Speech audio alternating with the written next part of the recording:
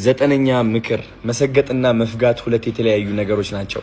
አንደኛ እምነትህን ካላስተካከልክ ሁሌም ብትፈጋ ዝቅተኛ ደረጃ ላይ ሆነ ትኖራለህ። ብዙ ሰዎች የማይፈልጉት ስራ ላይ በዝቅተኛ ተከፋይነት እየፈጉ በጣም ብዙ ጊዜያቸውን ያጠፋሉ። እነዚህ ሰዎች ግን በሚጠይቁት ልክ እንደሚያገኙ አላወቁም። አያችሁ፣ አንድ ባይሲክል የጠየቀ ወይም ሳይክል የጠየቀ ሰው መኪናን ማግኘት አይችልም። እግዚአብሔር ደግሞ በዛ ነው የሚሰራው። ስለዚህ የምትጠይቁት ነገር ሰግጣችሁ ከፍ ማድረግ እንዳትረሱ።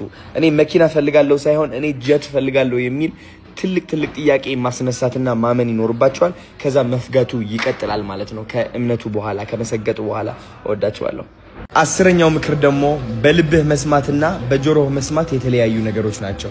መጥፎ ዘፈኖች በልባችሁ ሳይሆን በጆሮአችሁ መስማት ትችላላችሁ።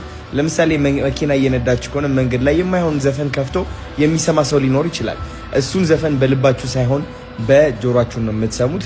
የሚጠቅማችሁ ልባችሁ የሚያበለጽግ ህይወታችሁ የሚቀይር ዘፈን ወይም መዝሙር መስማት ከፈለጋችሁ ደግሞ በልባችሁ ትሰማላችሁ ማለት ነው። አይጃኒ ተንጂል ምክርበት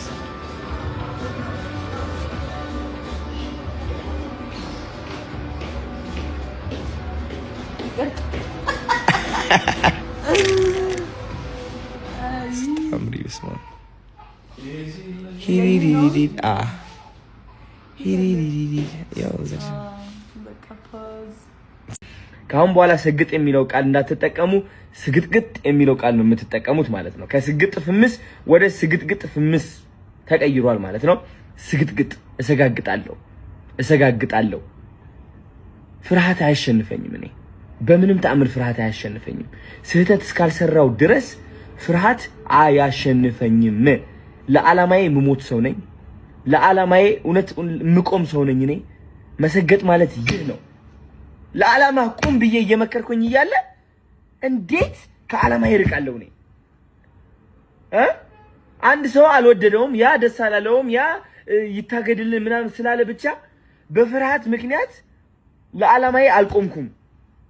እናንተ የመሰላችሁ ሰግጥ የሚለው ቃል ያቆምኩት ነው የመሰላችሁ። በቃ ሰግጥ ይኸው ሲምፕል ሶስት ቃላት ነው። ወደ ፍግት፣ ወደ ትግት፣ ወደ ስርት ፍምስ እንቀይረዋለን ምናምን እያላችሁ ነበር። ቃላቱ አይደለም። this is my integrity የአዶናይ ኢንቴግሪቲ ነው ይሄ። ስግጥ ማለት ትርጉም አለው። ትርጉሙ ደግሞ እኔ ሰጥቼዋለሁ። በጠላቶች ስም ደግሞ ይህ ትርጉም ሊቀየር አይችልም። 90% ሰዎች የምንስማማበት ትርጉም ነው ስግጥ ማለት። ገባችሁ? ሰግጥ እላለሁ። አሁን ደግሞ መሰገጥ ብቻ ሳይሆን መሰጋገጥ አለብን ጋይስ። ሰጋግጠን ነው መስራት ያለብን። ሰጋግጠን ነው በራሳችን መተማመን ያለብን። ሰጋግጠን ነው ደፍረን መውጣት ያለብን። ስግጥግጥ እሰጋግጣለሁ። ስግጥግጥ ፍምስ የታባ